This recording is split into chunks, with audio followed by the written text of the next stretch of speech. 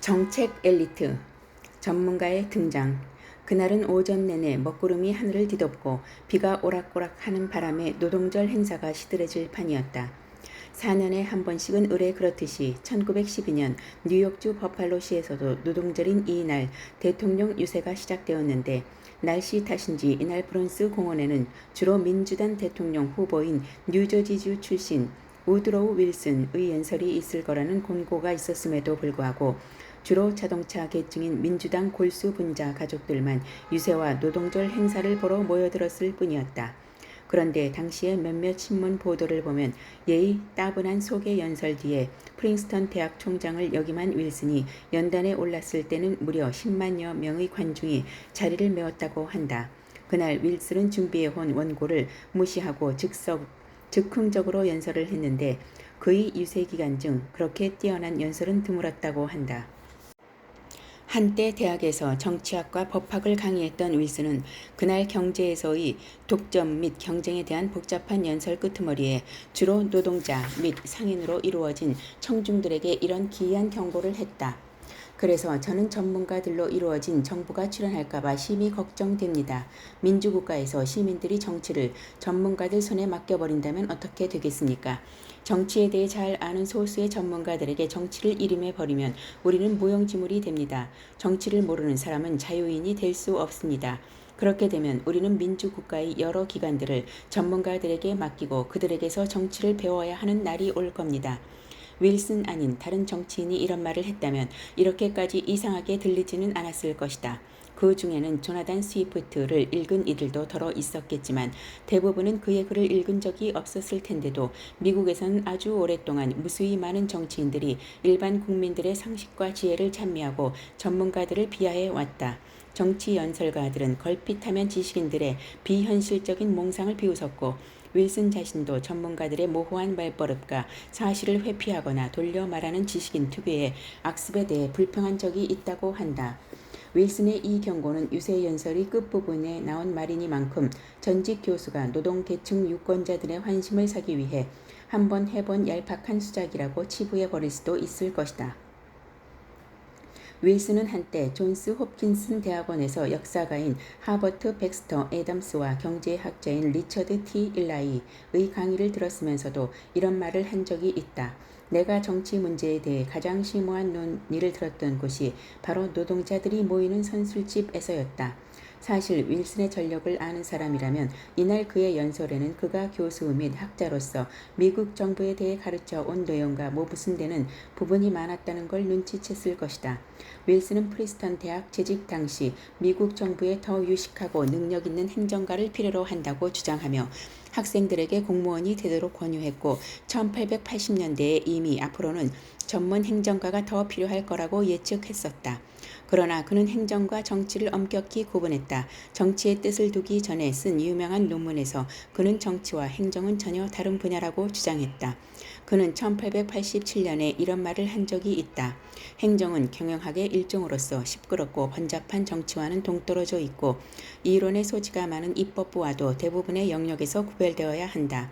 사회 전체를 놓고 볼 때 회계학이 극히 미미한 존재에 불과하고 기계가 홍산품 생산의 한 요소에 불과하듯이 행정은 정치의 한 측면에 지나지 않는다. 진보 시대의 정치인이 흔히 그랬듯이 윌슨도 미국의 정치 입안의 경영학처럼 능률적이고 행정이 파벌 정치와 무관하게 이루어지기를 원했던 것이다. 1890년대부터는 대학 교육을 받은 전문가들이 정계에 대거 진출했고 그래서 1912년 윌슨이 이 유세 연설에서 전문가들을 경계해야 한다고 말한 것은 그런 상황에 대한 예측이나 경고라기보다는 이미 전문가들이 정치에서 중요한 역할을 하고 있다는 사실을 인정하는 발언이었다. 현재 미국 정치에서 전문가를 기용하는 데 쓰이는 갖가지 제도적 장치는 19세기 말 20세기 초에 거의 완성되었고 시장, 주지사, 대통령은 어떤 정치적 결정을 내릴 때 비공식적으로나마 전문가들의 자문을 구하곤 했다. 뿐만 아니라 경제학이나 법학 교수들이 정부 각 기관의 사정위원회나 관리 및 행정기관에 등용되었고 많은 도시와 주의 수도의 연구기관이나 입법자문단체가 설립되기도 했다.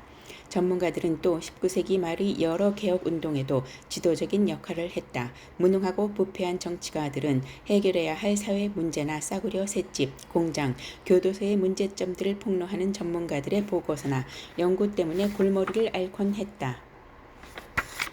하지만 정치학자인 윌슨은 전문가들의 보상을 지켜보며 이런 현상이 오래 지속되면 민주주의 자체를 위협하고 다양하고 자유로운 정치 논쟁의 장애가 될 수도 있다는 사실을 우려했던 것이다.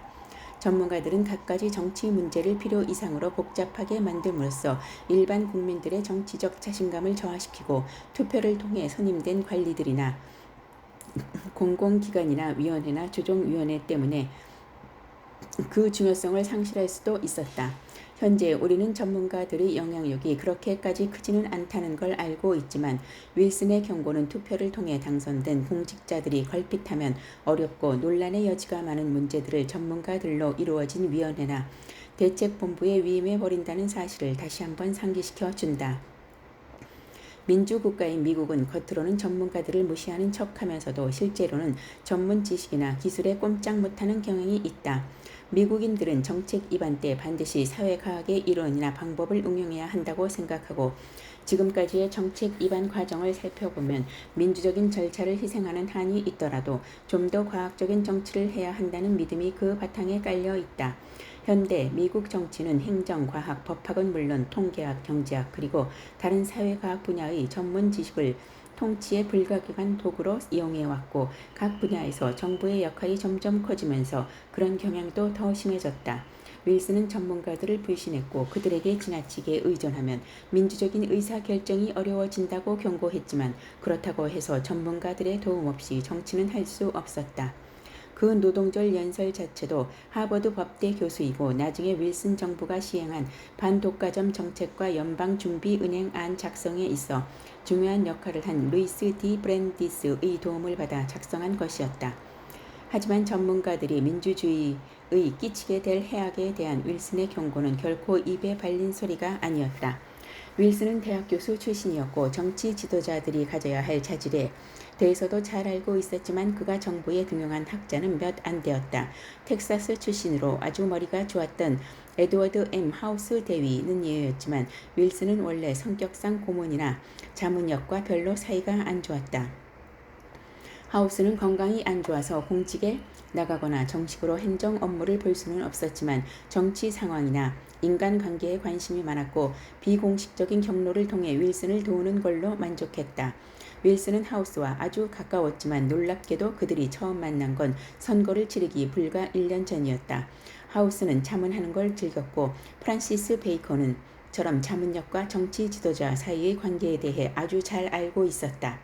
그가 1911년 급히 써서 1912년에 익명으로 출간한 필립 드루 행정가라는 소설은 바로 이 문제, 즉 지도자와 자문역의 관계를 다루고 있는데 그 줄거리는 웨스트 포인트 출신의 장교가 반란을 일으켜 타락한 정치가들과 그들을 지지하는 부유한 사업가들을 몰아내고 새로운 민주주의 체제를 마련하기 위해 일시적으로 자비로운 독재 정권을 수립한다는 내용으로 되어 있다. 하우스는 대단한 소설가는 아니었지만 정치가와 자문역의 관계를 잘 이해하고 있었고 자문역 지망생들에게 이런 충고를 남겼다. 정치가들의 생각을 바꾸어 우리가 원하는 쪽으로 이끌려면 먼저 우리 자신의 생각을 가다듬고 열의를 가라앉혀 그들로 하여금 우리가 양식 있는 사람이라는 느낌을 받게 해야 한다. 윌슨 이 대위 아니라 남들이 그렇게 대접해서 붙여준 별명이었음을 처음 본 순간부터 완전히 매혹되었다면 반면 하우스 윌슨과 자문역들의 사이가 그다지 좋지 않았다고 회고했다. 하우스는 윌슨이 장관들과 어울리지 않고 혼자 고립되어 있는 게 이상하다고 생각했고 이는 윌슨이 자기 의견에 어긋나는 말을 받아들이지 못하거나 어떤 일을 결정하는 데 있어 남들의 생각을 고려하지 않았기 때문이라고 말한 바 있다. 윌슨은 가까운 친구가 별로 없었고 자기가 좋아하거나 깊이 존경하는 사람이 아니면 남의 말에 귀를 기울이지 않았다. 하우스에 따르면 윌슨은 차분하고 분석적인 성격이었지만 별 생각 없이 이런저런 일을 결정짓곤 했다. 그는 한꺼번에 여러 가지를 생각할 능력이 없었다. 한 번은 윌슨이 하우스에게 대통령으로서 자신이 지닌 큰 장점 중에 하나는 바로 어떤 문제든 그에 대해 가장 뛰어난 자문을 구하는 능력이라고 하면서 자기는 이걸 대학에서 배웠다고 떠벌린 적이 있다고 한다. 윌슨 대통령이 받은 얼마 안 되는 자문은 거기가 그가 원해서가 아니라 자문역들 쪽에서 자발적으로 해준 것이라는 사실을 잘 알고 있던 하우스는 이 말을 듣는 순간 하마터면 껄껄 웃을 뻔했다고 털어놓고 있다. 그러나 20세기 초의 전문 지식과 자문 체제는 지금과는 상당히 달랐다. 윌슨 내각에서 대학과 관련이 있는 유일한 장관은 데이비드 F. 휴스턴이었는데 그는 하버드 출신의 경제학자로서 한때 대학 총장을 지낸 적이 있었다. 윌슨의 후임자들은 한꺼번에 서너 명의 전직 교수나 연구원들을 장관으로 임명하곤 했다. 그 중에는 연방정부 산하 주요 기관의 대표나 유엔 대사 등이 모두 전직 대학 교수, 학장, 총장이었던 경우도 있었다. 그러나 20세기 초에는 전문 지식을 갖춘 장관이 극히 드물었고 전문가들로 이루어진 백악관 보좌팀, 경제자문위원회, 연방보안자문위원회 같은 것도 생기기 전이었다. 윌슨이 하우스를 농림부 장관으로 임명한 것은 하우스가 농업경제학에 대해 잘 알았기 때문이 아니라 실제로 그는 그 분야에 대해서는 아는 게 별로 없었다. 그와의 친교 때문이었다. 윌슨은 관리들이 지식이나 인격에 대해 놀라울 정도로 무심했기 때문에 장관들을 임명할 때 하우스의 의견을 거의 그대로 반영했고 국무장관인 윌리엄 제임스 브라이언, 이 국무부에서 가장 유능한 관리들을 거의 다 축출하고 간신배의 신복들을 들어앉혔을 때에도 가만히 보고만 있었다. 월터 리프먼 이 교수 출신 대통령이 전문가들에 대해 갖고 있던 역설적인 태도를 지적한 사람들 중 하나였다. 교수 출신 윌슨은 개혁운동가들이 주장하는 여러 가지 정책을 받아들였으면서도 자기 당이 지식인과 전문가에 대해 갖고 있던 적대감을 그대로 간직하고 있었다. 프리먼에 따르면 이 적대감은 강력한 중앙정부와 대규모의 정부 주도 사업을 꺼리는 민주당의 오랜 전통에서 비롯된 것이었다. 윌슨은 현대에도 옛날처럼 일반 국민들이 정치를 주도해야 한다고 믿었고 부자와 특권층을 공격하는 데 공감했으며 지방자치, 향토에 소박하지만 야심적인 사업을 선호하는 정당의 일원이었다. 리트먼의 말 맞다나 민주당은 아주 원시적인 개인 대 개인식의 민주주의를 선호했기 때문에 언제나 전문화나 전문 지식에 대해 적대적이었다. 윌슨이 이 유서 연설을 한 지 약 60년이 지난 후에 또 다른 대통령 후보, 이번에는 보수적인 공화당원 로널드 윌슨 레이건가 1976년 자기 당 후보를 몰아내는 데는 실패했지만 두 번 더 시도한 끝에 결국 대통령에 당선되었다. 레이건의 정치관은 윌슨이 직접 체험한 19세기 말이 농경사회에 바탕을 두고 있는 듯 했다. 그 역시 윌슨 못지않게 지방자치, 자유기업, 향토의 원시, 민주주의를 옹호했던 것이다. 유레카 대학 졸업 후 곧바로 헐리우드에 진출한 레이건은 버지니아 대학과 존스 홉킨스 대학을 졸업하고 프린스턴에서 교수 생활을 한 윌슨과는 비교할 수도 없었지만 1970년대 선거 유세에서 한몫을 한 워싱턴 관료들과 자유주의 정권에 대한 비난에도 불구하고 이 상냥한 배우 출신 정치가는 전문가들, 적어도 보수적인 성향의 전문가들을 전적으로 존경하는 듯 보였다. 윌슨과 레이건의 정치 스타일 그리고 그들이 거느린 강요들의 출신 배경, 이야말로 천양지차였다. 학자 출신의 윌슨과 배우 출신의 레이건은 미국 사회에 대해 비슷한 시각을 가지고 있었지만 두 사람이 거느린 자문력 집단의 성격은 서로 전혀 달랐다. 윌슨이 고립된 채 혼자 힘으로 문제를 해결하는 편이었다면 제2차 세계대전 후에 대두한 보수의적 가장 설득력 있는 대변인이었던 레이건은 겉으로는 정책 입안의 세부 사항에 전혀 관여 안 하는 척하면서 보수적인 성향의 학자와 지식인들이 자문에 많이 의지했다. 그는 수많은 전문가들의 자문을 구했는데 예컨대 대통령에 출마하기 몇 년 전부터 정치적으로 보수파 학자들의 도움을 청했고 보수주의 두뇌 집단이 벌이는 여러 가지 사업에 대해 익히 알고 있었다. 레이건은 이 두뇌 집단들의 작업 성과를 축하하는 연회나 심포지움이라면 일부러 시간을 내서 꼭 참석했고 후보 재단으로부터 특별 회원이라는 호칭을 수여받기도 했다. 레이건이 주지사 자리를 내놓고 대통령 출마를 계획하고 있을 때는 캘리포니아에 사는 동지들이 두뇌 집단, 지금도 번창하고 있는 샌프란시스코 소재의 현대사회연구소를 조직하여 정책 입안에 대해 자문을 해주기도 했다. 더 중요한 사실은 레이건은 이 보수파 학자들을 유세 자문위원으로 영입했고 대통령에 당선된 후에는 행정차례로 등용했다는 사실이다. 레이건의 방대한 자문기구를 보면 어쩌다 한 번씩, 그것도 마지못해 전문가들의 자문을 구했던 윌슨 대통령 때에 비해 미국의 정치 자문 과정이 얼마나 변했는지 잘 알 수 있고, 관련된 전문가들의 엄청난 수와 조직력 역시 짐작할 수 있다. 1976년과 1980년 레이건의 대통령 유세 당시 그 정책 입안을 총괄했던 이는 마틴 앤더슨이었는데, 이는 MIT 출신으로 컬럼비아 대학의 경영학 교수를 역임했고 당시에는 후보 재단의 특별연구원으로 재직 중이었다. 앤더슨은 일찌감치 보수주의에 기이해 1964년 데비 골드워터의 대통령 유세에도 참여했었다.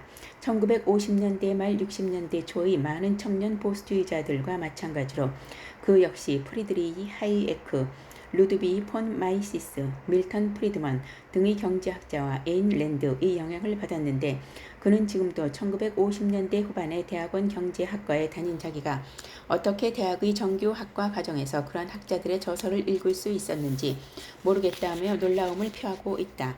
그는 1968년 리처드 M. 닉슨, 1976년 레이건 유세 때와 마찬가지로 1980년의 레이건 유세 때도 대통령 후보라면 약간이라도 알고 있어야 할 여러 가지 문제를 조사 연구할 유세 자문기구를 조직했다. 그는 국내 문제 및 경제 문제를 연구할 25개의 특별위원회와 외교 문제와 안보 문제를 연구할 23개의 특별위원회를 조직 통과했는데, 그 결과 450명 이상의 정책 자문가와 학자들이 레이건의 유세에 참여하게 되었다.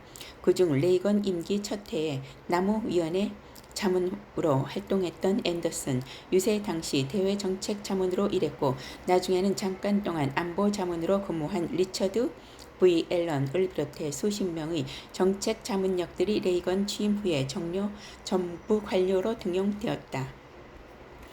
1980년 지미 카터와 대결에 압승을 거둔 레이건의 당선은 금세 보수주의 학자들에 의해 이념혁명이라는 평가를 받았다. 소위 레이건 혁명은 사실상 뉴딜 정책과 그 후 50년 동안 지속된 그 영향력뿐 아니라 그 전부터 존재해온 더 신중한 진보 이념과의 이념적 수사학적 결별이었다. 이제 와서 생각해보면 레이건 행정부의 정책들은 처음에 그들이 주장했던 것만큼 혁명적이지 않았다. 하지만 이 혁명은 새로운 정책 전문가 집단, 자유주의 및 고전주의 경제학자들, 전통적인 보수주의자들, 스트로스류의 정치 철학자들, 그리고 소위 신보수주의자들이 정치 일선에 진출하는 계기가 되었다. 실은 1980년대 초에 이미 수많은 보수주의 학자들이 정치에 참여했었고, 노련한 정치 기자들은 그때 벌써 이념산업이라는 신조어를 만들어내고 후보 연구소니, 아메리칸 엔터프라이즈 연구소니, 헤리티치 재단 등 보수주의 두뇌 집단들이 레이건의 유세에서 담당한 역할 등을 검토하기 시작했던 것이다. 플랭클린 D. 루즈벨트의 두뇌 집단과 존 F. 케네디의 신개척자 집단 때문에 미국 정치에서 학자와 전문가들이 수행하는 역할에 대한 논의가 시작되었듯이, 레이건의 당선을 계기로 행정부에 등용된 수백 명의 보수주의 학자들은 그들 중 대다수가 스스로를 혁명가로 묘사했다. 미국 정치에서 전문가, 학자, 그리고 이념 자체가 차지하는 위상이 전혀 달라졌다는 사실을 시사하는 듯 했다. 레이건이 당선된 것은 자기들의 아이디어 덕분이라고 자랑하는 두뇌 집단들로부터 자기들의 보수주의의 대두에 결정적인 역할을 한 뭔가를 알아보지 못한 건 아닌가 하고 우려하는 정치 비평가들에 이르기까지 수많은 이들이 새로운 이념의 정치를 논하고 있었다. 그리고 이 새로운 정치를 실행하고 있는 이들은 바로 전문가들, 특히 우익 정치가들의 격려를 받으면서도 양당의 정치 지도자들에게 없어서는 안 될 존재가 된 전문가 및 학자들이었다. 전문가들이 정부에 진출해서 과학적인 행정과 분석을 행하면 일반 국민들은 정치적 활기와 열성이 손상될 거라고 생각한 윌슨 대통령은 전문가들이 경계에서 그토록 활발하게 활동하고 서로를 견제하는 전문가의 의한 정치가 현실화되리라고는 미처 생각지 못했을 것이다.